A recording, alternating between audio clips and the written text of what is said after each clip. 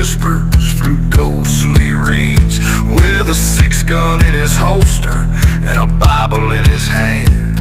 He's searching for redemption in this cold, forsaken land.